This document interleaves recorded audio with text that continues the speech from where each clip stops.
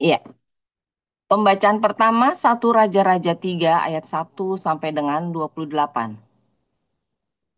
Lalu Salomo menjadi menantu Fir'aun, Raja Mesir. Ia mengambil anak Fir'aun dan membawanya ke kota Daud, sampai ia selesai mendirikan istananya dan rumah Tuhan dan tembok sekeliling Yerusalem. Hanya bangsa itu masih mempersembahkan korban di bukit-bukit pengorbanan, sebab belum ada didirikan rumah untuk nama Tuhan sampai pada waktu itu. Dan Salomo menunjukkan kasihnya kepada Tuhan dengan hidup menurut ketetapan-ketetapan Daud, ayahnya. Hanya ia masih mempersembahkan korban sembelihan dan ukupan di bukit-bukit pengorbanan. Pada suatu hari, raja pergi ke Gibeon untuk mempersembahkan korban, sebab disitulah bukit pengorbanan yang paling besar. 1.000 korban bakaran dipersembahkan Salomo di atas mezbah itu. Di Gibeon itu, Tuhan menampakkan diri kepada Salomo dalam mimpi pada waktu malam. Berfirmanlah Allah, "Mintalah apa yang hendak kuberikan kepadamu." Lalu Salomo berkata, "Engkaulah yang telah menunjukkan kasih setiamu yang besar kepada hambamu Daud ayahku, sebab ia hidup di hadapanmu dengan setia, benar, dan jujur terhadap engkau. Dan engkau telah menjamin kepadanya kasih setia yang besar itu dengan memberikan kepadanya seorang anak yang duduk di tahtanya seperti pada hari ini. Maka sekarang ya Tuhan Allahku, Engkaulah yang mengangkat hambamu ini menjadi raja menggantikan Daud ayahku. Sekalipun aku masih sangat muda dan belum berpengalaman. Demikianlah hambamu ini berada di tengah-tengah umatmu yang kau pilih, suatu umat yang besar, yang tidak terhitung dan tidak terkira banyaknya. Maka berikanlah kepada hambamu ini hati yang faham menimbang perkara untuk menghakimi umatmu dengan dapat membedakan antara yang baik dan yang jahat. Sebab siapakah yang sanggup menghakimi umatmu yang sangat besar ini? Lalu adalah baik di mata Tuhan bahwa Salomo meminta hal yang demikian. Jadi berfirmanlah Allah kepadanya, "Oleh karena engkau telah meminta hal yang demikian dan tidak meminta umur panjang atau kekayaan atau nyawa musuhmu, melainkan pengertian untuk memutuskan hukum, maka sesungguhnya aku melakukan sesuai dengan permintaanmu itu. Sesungguhnya aku memberikan kepadamu hati yang penuh hikmat dan pengertian, sehingga sebelum engkau tidak ada seorang pun seperti engkau, dan sesudah engkau takkan bangkit seorang pun seperti engkau. Dan juga apa yang tidak kau minta aku berikan kepadamu, baik kekayaan maupun kemuliaan, sehingga sepanjang umurmu takkan ada seorang pun seperti engkau di antara raja-raja. Dan jika engkau hidup menurut jalan yang kutunjukkan dan tetap mengikuti segala ketetapan dan perintahku, sama seperti ayahmu Daud, maka aku akan memperpanjang umurmu." Lalu terjagalah Salomo. Ternyata ia bermimpi. Sekembalinya ke Yerusalem, berdirilah ia di hadapan tabut perjanjian Tuhan. Dipersembahkannya korban-korban bakaran dan korban-korban keselamatan. Kemudian ia mengadakan perjamuan bagi semua pegawainya. Pada waktu itu, masuklah 2 orang perempuan sundal menghadap raja. Lalu mereka berdiri di depannya. Kata perempuan yang satu, "Ya tuanku, aku dan perempuan ini diam dalam satu rumah, dan aku melahirkan anak. pada waktu dia ada di rumah itu. Kemudian pada hari ketiga sesudah aku, perempuan ini pun melahirkan anak. Kami sendirian, tidak ada orang luar bersama-sama kami dalam rumah. Hanya kami berdua saja dalam rumah. Pada waktu malam, anak perempuan ini mati karena ia menidurinya. Pada waktu tengah malam, ia bangun, lalu mengambil anakku dari sampingku. Sementara hambamu ini tidur, dibaringkannya anakku itu di pangkuannya, sedang anaknya yang mati itu dibaringkannya di pangkuanku. Ketika aku bangun pada waktu pagi untuk menyusui anakku, tampaklah anak itu sudah mati. Tetapi ketika aku mengamat-amati dia pada waktu pagi itu, tampaklah bukan dia anak yang kulahirkan. Kata perempuan yang lain itu, bukan, anakku yang hidup dan anakmu lah yang mati. Tetapi perempuan yang pertama berkata pula, bukan, anakmu lah yang mati dan anakku lah yang hidup. Begitulah mereka bertengkar di depan raja. Lalu berkatalah raja, yang seorang berkata, anakku lah yang hidup ini dan anakmu lah yang mati. Yang lain berkata, bukan, anakmu lah yang mati dan anakku lah yang hidup. Sesudah itu raja berkata, ambilkan aku pedang. Lalu dibawalah pedang ke depan raja. Kata raja, penggalah anak yang hidup itu menjadi dua, dan berikanlah setengah kepada yang satu, dan yang setengah lagi kepada yang lain.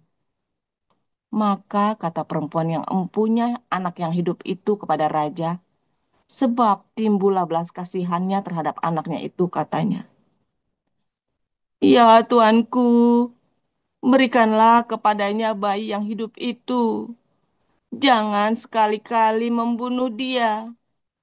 Tetapi yang lain itu berkata, supaya jangan anakku ataupun anakmu, penggalah. Tetapi raja menjawab, katanya, berikanlah kepadanya bayi yang hidup itu. Jangan sekali-kali membunuh dia. Dia, itulah ibunya. Ketika seluruh orang Israel mendengar keputusan hukum yang diberikan raja, maka takutlah mereka kepada raja, sebab mereka melihat bahwa hikmat daripada Allah ada dalam hatinya untuk melakukan keadilan. Demikianlah sabda Tuhan. Selanjutnya mari kita mendengarkan dari Yakobus 1. Salam dari Yakobus, hamba Allah, dan Tuhan Yesus Kristus kepada kedua belas suku di perantauan. Saudara-saudaraku, anggaplah sebagai suatu kebahagiaan apabila kamu jatuh ke dalam berbagai-bagai pencobaan. Sebab kamu tahu bahwa ujian terhadap imanmu itu menghasilkan ketekunan. Dan biarkanlah ketekunan itu memperoleh buah yang matang, supaya kamu menjadi sempurna dan utuh dan tak kekurangan suatu apapun. Tetapi apabila di antara kamu ada yang kekurangan hikmat, hendaklah ia memintanya kepada Allah, yang memberikan kepada semua orang dengan murah hati dan dengan tidak membangkit-bangkit. Maka hal itu akan diberikan kepadanya. Hendaklah ia memintanya dalam iman dan sama sekali jangan bimbang. Sebab orang yang bimbang sama dengan gelombang laut yang diombang-ambingkan kian kemari oleh angin. Orang yang demikian janganlah mengira bahwa ia akan menerima sesuatu dari Tuhan. Sebab orang yang mendua hati tidak akan tenang dalam hidupnya. Baiklah, saudara yang berada dalam keadaan yang rendah, bermegah karena kedudukannya yang tinggi. Dan orang kaya karena kedudukannya yang rendah, sebab ia akan lenyap seperti bunga rumput. Karena matahari terbit dengan panasnya yang terik dan melayukan rumput itu, sehingga gugurlah bunganya dan hilanglah semaraknya. Demikian jugalah halnya dengan orang kaya, di tengah-tengah segala usahanya ia akan lenyap. Berbahagialah orang yang bertahan dalam pencobaan, sebab apabila ia sudah tahan uji, Ia akan menerima mahkota kehidupan yang dijanjikan Allah kepada barang siapa yang mengasihi Dia. Apabila seorang dicobai, janganlah ia berkata, pencobaan ini datang dari Allah. Sebab Allah tidak dapat dicobai oleh yang jahat, dan ia sendiri tidak mencobai siapapun. Tetapi tiap-tiap orang dicobai oleh keinginannya sendiri, karena ia diseret dan dipikat olehnya. Dan apabila keinginan itu telah dibuai, ia melahirkan dosa, dan apabila dosa itu sudah matang, ia melahirkan maut. Saudara-saudara yang kukasihi, janganlah sesat. Setiap pemberian yang baik dan setiap anugerah yang sempurna datangnya dari atas, diturunkan dari Bapa segala terang. Padanya tidak ada perubahan atau bayangan karena pertukaran. Atas kehendaknya sendiri ia telah menjadikan kita oleh firman kebenaran, supaya kita pada tingkat yang tertentu menjadi anak sulung di antara semua ciptaannya. Hai saudara-saudara yang kukasihi, ingatlah hal ini. Setiap orang hendaklah cepat untuk mendengar, tetapi lambat untuk berkata-kata, dan juga lambat untuk marah. Sebab amarah manusia tidak mengerjakan kebenaran di hadapan Allah. Sebab itu, buanglah segala sesuatu yang kotor dan kejahatan yang begitu banyak itu, dan terimalah dengan lemah lembut firman yang tertanam di dalam hatimu, yang berkuasa menyelamatkan jiwamu. Tetapi hendaklah kamu menjadi pelaku firman dan bukan hanya pendengar saja. Sebab jika tidak demikian, kamu menipu diri sendiri. Sebab jika seorang hanya mendengar firman saja dan tidak melakukannya, ia adalah seumpama seorang yang sedang mengamati mukanya yang sebenarnya di depan cermin. Baru saja ia memandang dirinya, ia sudah pergi atau ia segera lupa bagaimana rupanya. Tetapi barang siapa meneliti hukum yang sempurna, yaitu hukum yang memerdekakan orang, dan ia bertekun di dalamnya, jadi bukan hanya mendengar untuk melupakannya, tetapi sungguh-sungguh melakukannya, ia akan berbahagia oleh perbuatannya. Jikalau ada seorang menganggap dirinya beribadah, tetapi tidak mengekang lidahnya, ia menipu dirinya sendiri. Maka sia-sialah ibadahnya. Ibadah yang murni dan tak bercacat di hadapan Allah, Bapa kita, ialah mengunjungi yatim piatu dan janda-janda dalam kesusahan mereka, dan menjaga supaya dirinya sendiri tidak dicemarkan oleh dunia. Amin. Amin. Untuk firman Tuhan, terima kasih para lektor, Ibu Rima dan Pak Muruli. Selanjutnya kita akan mendengar renungan firman Tuhan yang hari ini dengan judul Hikmat Guahira. Silakan Gembala kita, Pastor Joseph Paljam. Haleluya, firman Tuhan selalu baru setiap hari. Ketika kita menantikan Tuhan dengan penuh cinta, dengan penuh pengharapan, konsisten ya, dan terus berbuat kebaikan. Sebab dengan terus berbuat kebaikan, maka kita artinya bukan saja kita menanti-nantikan pertolongan Tuhan, tetapi sungguh-sungguh ya Tuhan, ini aku Tuhan, gitu ya. Jadilah kehendak-Mu. Perbuatan baik yang kita lakukan itu bukan buat nyogok Tuhan supaya doamu dikabulkan. Ya saudara ya. Perbuatan baik itu untuk menunjukkan kepada Tuhan bahwa kamu memang siap sedia ya untuk diberkati. Sebab dalam perbuatan baik itu, dalam segala perbuatan yang positif, ya perbuatan baik itu yaitu perbuatan yang positif ya maksudnya ya. Perpikiran yang positif, perkataan yang positif, tindakan yang positif. Kalau Anda dikit-dikit ngeluh itu namanya bukan perbuatan baik gitu. Ya, gajinya kurang, Pak. Ya, akhirnya Anda nggak kerja. Kan begitu kan? Ketika Anda nganggur, nggak bekerja, menunjukkan itu adalah perbuatan yang tidak baik, saudara. Perbuatan yang baik, ya bekerja. Gajinya kurang, nggak apa-apa. Yang penting kerja. Kerja dulu, gajinya kurang, nggak apa-apa. Setahun, 2 tahun kamu hidup di dalam ketulusan hati, di dalam kebaikan, kejujuran, kesetiaan. Berkatnya mungkin bosnya kamu mungkin pelit, saudara ya. Bosnya kamu tuh pelitnya mungkin jepret lah. Ya, udah Yahudi Cina pula kan. Misalnya, waduh, udah Yahudi Cina keturunan Belanda pula. Saudara ya, pelit jipit pokoknya lah. Tetapi berkatmu kan bukan dari situ. Tuhan memberkati yang kamu kerjakan itu. Lalu banyak berkat. Ya, saudara kalau Anda tanya saya gajinya berapa sedikit saudara ya. Penghasilan saya sedikit ya dari mengajar dan itu pun selalu saya kalau kita ngajar di Bible College itu uang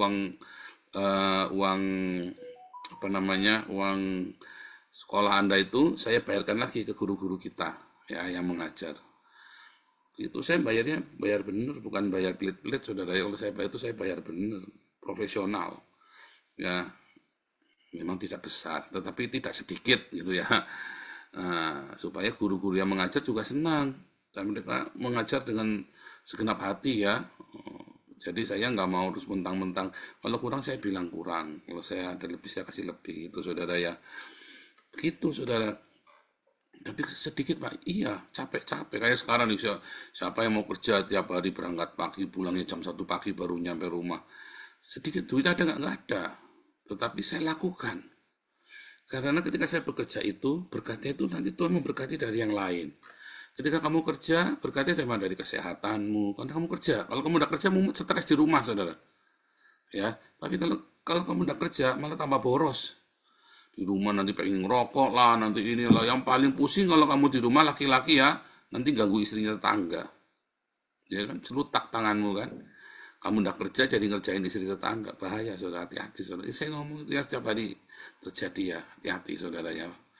Tapi kalau kamu bekerja, energimu banyak dipakai, badanmu sehat, pikiranmu lebih sehat, nggak ada duitnya Pak. Yang penting buat transport cukup saudara. Kamu nganggur juga tambah nggak sehat lagi. Yang penting buat transport bolak-balik itu cukup. Ya buat transportmu, lah tapi dong Pak, iya tetapi kamu sehat. Karena kan kamu kalau misalnya kurang dapat bantuan dari Hagios, ya kan? Nah nanti sisanya biar Tuhan.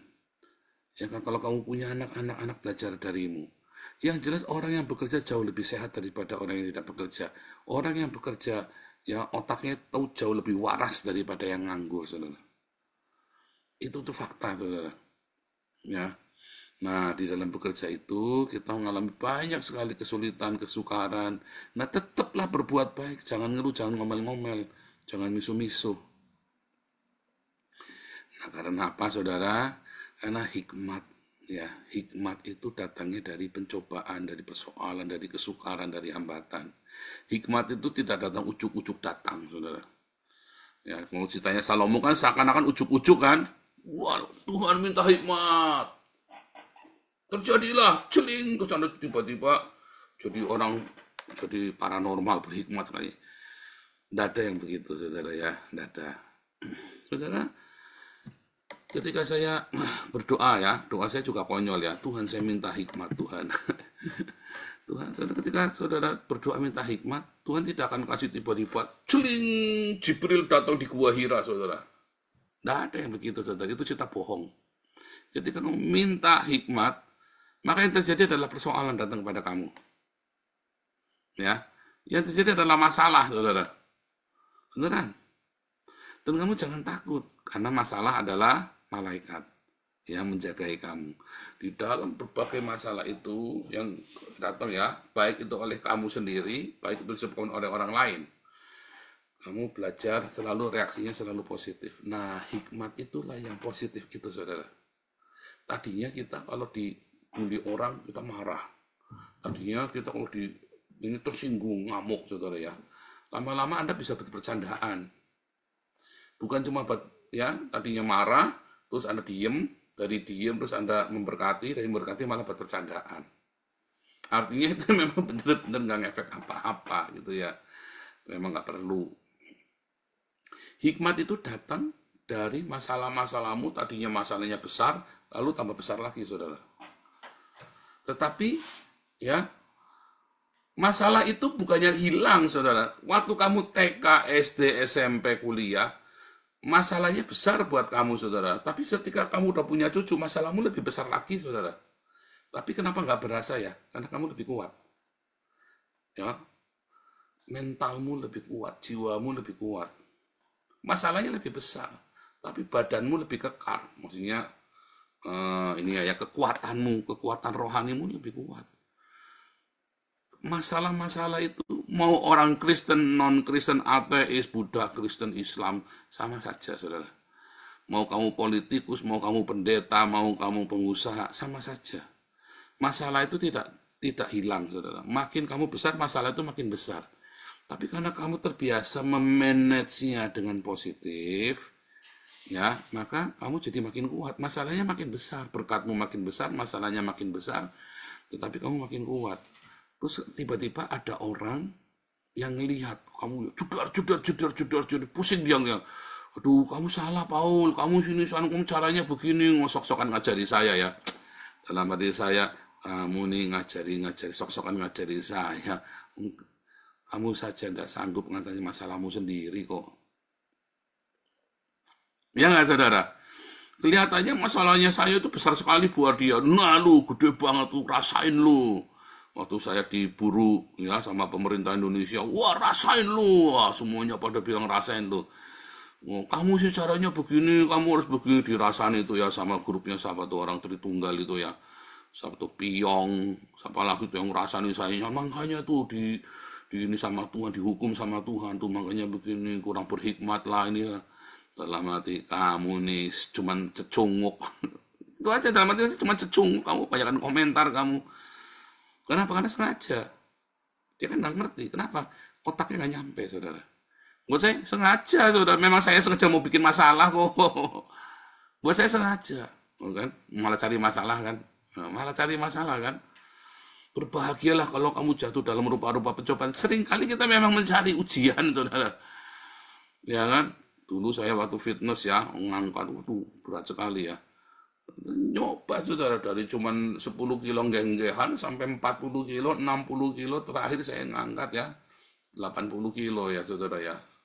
Terus ya. Memang cari persoalan, wah badannya sakit semua, saben kali tidur, aduh tidur bedok sini sakit, bedok sana sakit. Seminggu itu sakitnya nggak hilang-hilang, saudara. Rasanya jarum semua badannya ya. Memang sengaja cari masalah, cari beban. Ya kan, kalau kamu mau badanmu bagus, kamu kan memang harus cari masalah, saudara. Ya kan, angkat beban, fitness, yang tadinya kamu lari cuman 10 menit, ya kan, kamu tambahi setengah jam. Ya kan, tadinya cuman 5 kilo, kamu tambahin jadi 20 kilo. Ya kan, misalnya kan supaya badanmu kering kan, bagus kan. Contoh kan seperti itu, saudara ya. Kamu kudu cari masalah. Sekarang saya nggak mau cari masalah, udah 50 tahun saya nggak mau angkat berat-berat ah. Tapi masalahnya tetap datang, karena begitu fitness kamu berhenti mendadak kan sakit ini sakit itu ya kan, mendadak ya. Karena kan otot-ototmu kan tiba-tiba berkontraksi lagi kan, berkontraksi ya tidak pada tempatnya kan. Nah itu kan juga bahaya juga, masalah juga kan, masalah dalam hal saya nah makanya kita harus mulai sering jalan ya kan, sepeda, naik apa gitu ya, saudara ya, mengurangi makan nasi ya kan. Jadi memang masalah itu kamu nggak panggil juga datang, kamu cari juga datang. Ya, makanya jangan dihindari. Yang benar adalah kamu bikin ya reaksi yang positif. Itulah hikmat, saudara. Ada namanya hikmat, ada namanya pengertian. Pengertian itu ya, kamu tahu begitu itu jadi masalah, kamu mengerti kenapa begitu. Kenapa ya tiba-tiba orang musuhin kamu ya? Allah, saya ketika orang fitnah, orang segala macam, saya ngerti, saudara ya. Ketika ada orang berusaha nipu saya, ya kadang-kadang ke bawah juga ya, ketipu ya, uang receh-receh itu ya, ketipu jengkel, saudara ya. Kena 100-200 euro, tapi saya ngerti, saudara, itu untuk membersihkan saya. Reaksinya saya tetap tenang, saudara ya, nggak boleh sampai wah kurang aja mencaci maki, harus tetap tenang, ya kan, karena itu untuk membersihkan saya, ya kan, itulah pengertian. Saya ngerti apa yang terjadi. Wah difitnah sana sini, saya tenang. Kenapa mereka memfitnah? Saya tahu. Bukannya saya nggak tahu kenapa mereka memfitnah, saya tahu, ya kan. Waktu si grupnya itu ya, si ON itu bolak-balikan fitnah kita kan, ya nggak apa-apa, saya ngerti. Itulah pengertian. Kenapa sebabnya begitu? Ya, saya ngerti. Ya, saya mengerti. Hanya memang tidak bisa dimengerti. Kenapa dia bisa begitu itu? Sebetulnya itu tidak bisa dimengerti. Tapi saya mengerti hatinya dia. Ya, mengerti, saudara, mengerti. Itulah pengertian. Sehingga apa, saya tidak perlu marah, maklum memang. Maaf atau yang memang loser kan cara berpikirnya begitu, mau diapain, ya kan? Orang lulusan SD kan cara berpikirnya kan beda dengan kita yang dokter, saudara. Waktu Rudiono dulu bolak-balik yang nyerang saya. Kan orang kenapa nggak dijawab? Yang kemudian kalau di mana saja tidak jelas, harga dirinya adalah dengan membuli saya. Saya ini dokter, masa saya mau ngeladeni buliannya dia? Kalau udah kecong-kecong sendiri ditinggal orang. Itu namanya pengertian. Ya, pengertian itu bagaimana kita bisa memahami yang terjadi sehingga kamu tidak perlu beresponnya negatif. Hikmat itu adalah kamu tahu dalam segala masalah, kamu tahu bagaimana kamu harus bertindak dengan positif, saudara. Itulah hikmat. Makanya hikmat dan pengertian itu penting, kamu harus punya. Masalahnya, kamu bisa melatih pengertianmu itu di dalam masalah. Kalau kamu takut berkonflik, kamu tidak akan punya pengertian, saudara. Kalau kamu takut berkonflik, bukan sengaja kamu cari gara-gara ya nih Pak Enarto nih, tak isengin sarang waletnya, tak curiin saudara ya, tak colongin, saya nyuruh orang nih, teman-teman saya dulu maling-maling walet itu kan, curi itu namanya saya cari masalah sama dia, saudara. Nggak akan tambah pengertian. Tapi misalnya saya tiba-tiba berkonflik dengan Pak Enarto nih, gesekan nih, Pak Enarto kan pembina kita nih kan saudara, tiba-tiba saya bergesekan. Tetapi terus dalam bergesekan itu, oh iya saya mengerti nih, Pak Enarto mungkin lagi ada masalah dalam pekerjaannya, terus Pak Hendro, oh iya tuh, ini kan kita jarak jauh komunikasi, pasti miskomunikasi. Itu pengertian. Lalu Pak Hendro setel kendo, saudara. Kenapa? Belum ada solusi nih, tapi setel kendo dulu. Kenapa? Ada pengertian. Aduh iya nih, kita kan komunikasi jarak jauh, pasti akan terjadi salah paham. Nah, itu seperti itu. Setel kendo, pengertian. Kita punya nah, kamu bisa melatih itu hanya dari apa? Dari konflik-konflik yang terjadi, saudara. Suami istri. Bagaimana Bu Ambar bisa mengerti Pak Edi? Oh, tapi happy terus tiap hari. Bohong. Bu Ambar bisa mengerti Pak Edi gara-gara konflik tiap hari. Lama-lama, walah, saben aku bikin begini, dia pasti responnya gini, tiba-tiba pagi gubrak-gubrak, mutung sana, mutung sini, rajuk sana, ngerajuk sini.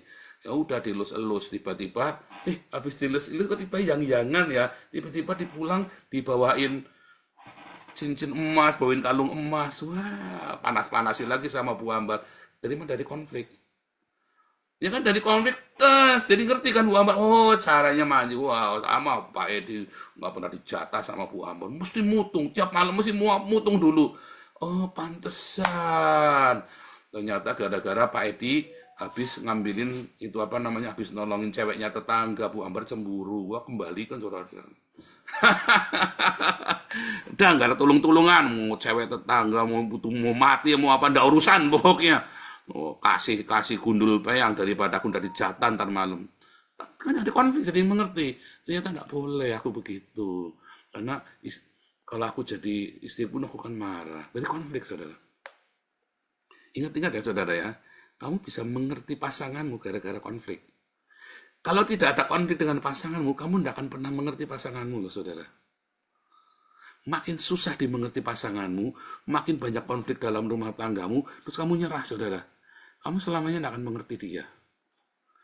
Bohong kalau kamu bisa paham, oh saya paham istri saya benar, tapi kamu tidak pernah konflik sama dia. Bohong, saudara. Kamu itu penipu, bohong. Tiba-tiba pegatan, tiba-tiba istrimu, suamimu selingkuh, hilang. Kenapa? Karena sebenarnya ada konflik, tapi kamu menghindari konflik itu nggak mau. Jadi kamu nggak ngerti-ngerti, juga capek. Aku ini mau tak bikin konflik susah, nanti dia responnya jelek, nggak dibikin konflik, kamu nggak ngerti-ngerti. Iya kan? Makanya harus konflik. Dari konflik itu kita bicara. Belum solusi loh, ini belum solusi loh. Dari konflik itu kamu bisa mengerti satu sama lain, saudara. Nah kalau di Gua Hira kamu tidak boleh berkonflik, terus senggol bacok, saudara. Kamu beda sama saya, tak sembelih kamu. Di Gua Hira kamu tidak boleh berkonflik. Ya, makanya justru banyak konflik. Justru akhirnya timbul banyak konflik karena kamu tidak mau berkonflik, kamu tidak mau memahami konflik itu adalah sesuatu yang sangat wajar dan justru positif.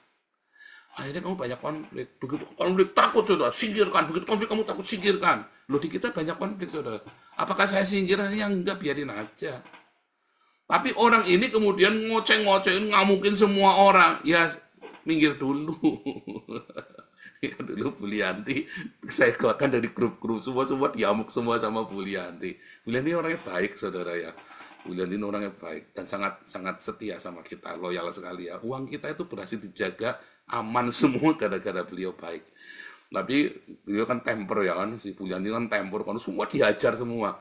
Nah, bukan saya menghindari konfliknya, tapi supaya reda dulu konfliknya, pinggirin dulu keluar itu. Oh, Bu Yanti yang ngamuk-ngamuk, saudara. Tapi udah baikan ya, saudara ya. Itu saya keluarkan dulu. Nah, sampai terakhir ya sudah ya, udah 4 tahun menjabat, yang mengundurkan diri, Bu Mantu, segala macam kita ganti. Karena kita cari yang tenang, ya saudara. Tapi waktu kita konflik itu ya biar. Saya udah bilang, pasti kita nanti konflik banyak.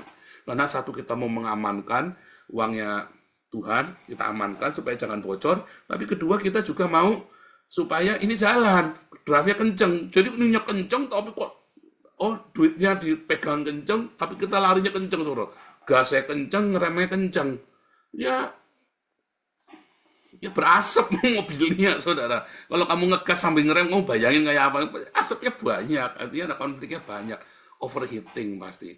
Oke, sekarang kita gasnya rada pelan-pelan, tapi remnya juga jangan dikencengin. Ya, gitu sekarang. Kita ganti strategi, karena kan kita sudah tahun kelima.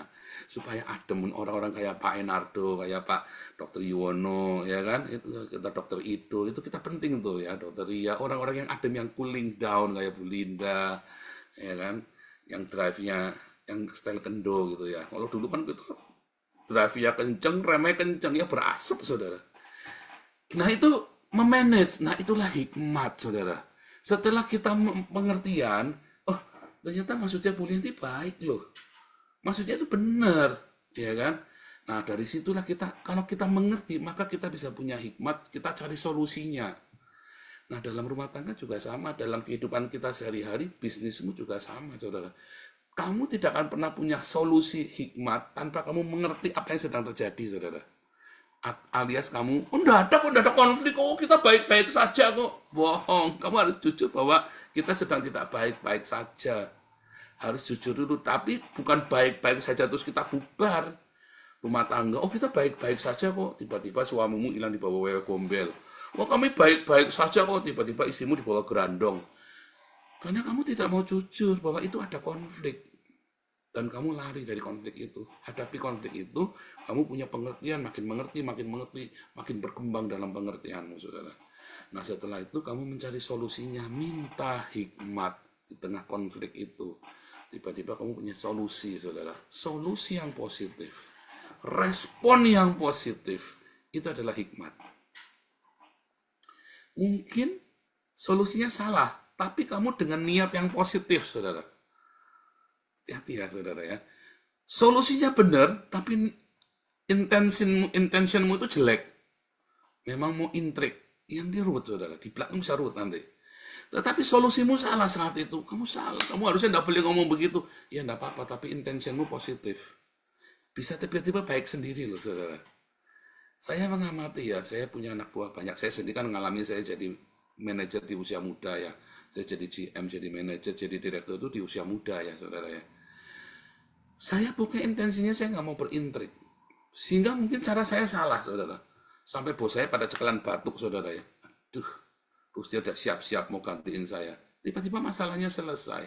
Karena orang, Tuhan melihat, orang juga melihat bahwa intention kita, maksud niat kita itu tulus, saudara. Benar-benar tulus ya, bukan intrik. Maka yang terjadi walaupun salah, mereka akhirnya ketawa. Iya, ya udah maklum lah masih muda, tapi kita puas kok dengan solusinya. Walaupun cara ngomong kita mungkin salah, kita lugu, kita terlalu misalnya itu ya. Tapi yang penting intention kita positif. Nah, itulah hikmat, saudara. Sebuah intention, sebuah respon yang positif. Tanpa kamu harus berpikir jelek tentang orang itu, tanpa kamu harus berpikir jahat tentang orang lain. Pokoknya saya jalanin sesuai dengan koridor yang berlaku, SOP-nya, peraturan yang berlaku, dan tanpa saya bermaksud jahat sama kamu atau niat menyingkirkan kamu. Pokoknya kita lurus. Itulah hikmat, saudara. Suami istri juga sama. Loh, kamu suami istri isinya intrik-intrikan, ya mumet, saudara. Kamu tujuannya keenakan kamu. Oh, iya, kita memang mau kasih enak istri kita kok. Keenakan kamu, memang kita mau kasih enak suami kok. Kita mau kasih enak orang tua kita kok, mertua kita. Intensimu bagus, saudara. Tuman, Pak. Nah, kamu jelek berarti intensinya. Makanya nanti di ujung tetap rusak, saudara. Karena intensi, niatanmu tuh tidak baik. Walaupun kamu cerdik itu namanya licik, saudara. Akhirnya orang lihat ini orang licik. Dan akhirnya orang nggak mau sama kamu. Tetapi kamu salah, saudara. Kamu kasih solusi kurang pas ya, kurang tepat. Tetapi karena niatanmu baik, orang-orang tuh merasakan loh. Kalau istilahnya dalam dunia biologis itu, feromonmu itu ya, mambune ini ya, bagus, saudara. Binatang itu walaupun kamu pura-pura baik, tapi kalau feromonmu mengeluarkannya tidak baik, binatang gigit tuh, saudara. Tapi kalau kamu baik, ya, kamu memang pencinta anjing misalnya kan. Pertama anjingnya juguk-juguk, kamu deketin tanganmu pelan-pelan gitu, dia nggak akan gigit, saudara, karena feromonmu baik. Yang keluar, tapi kan lihatmu kan ketakutan, kamu siap-siap menggaplok nih. Dia tahu binatang itu bisa merasakan kamu itu ancaman bagi dia, saudara. Tapi kalau kamu dengan ciptakan ya, kamu cinta binatang, kamu terbiasa ya, kamu cuma deketkan tanganmu gini pelan-pelan, saudara, ke anjing itu ya, deketkan gitu. Tiba-tiba dia mencium, dia cium bau feromonnya kamu. Nah itu intensinya positif, itu itulah hikmat, saudara. Niatan yang positif, respon yang positif kalau kamu mengerti apa yang sedang terjadi. Mungkin kamu belum punya solusinya, tetapi kamu datang dulu ngomong. Aku belum ada solusi nih, tapi aku pengen supaya kita bisa tetap jalan, tetap baik gimana ya. Karena niatanmu baik dan feromonmu itu juga baik, spiritmu, auramu, apapun namanya, cakramu, apapun nama bahasanya, saudara ya. Pokoknya itu positif. Nah itulah hikmat, dan itu hanya didapat dari tekanan yang luar biasa, saudara. Itu baru keluar tuh. Kalau nggak ada tekanan, bisa pura-pura semua, saudara. Kalau nggak ada tekanan, hikmat itu datangnya dari tekanan, dari masalah, dari problem, dari konflik pokoknya ya, saudara ya. Ingat-ingat, minta hikmat berarti kamu minta konflik. Ya, saudara ya. Kalau kamu minta pengertian, berarti kamu minta konflik. Dan tidak ada pengertian tanpa konflik, tidak ada hikmat tanpa konflik. Yang ada hanya adalah Tuhan murnikan hatiku supaya aku tidak membenci, supaya aku tetap mengasihi. Tuhan Yesus memberkati.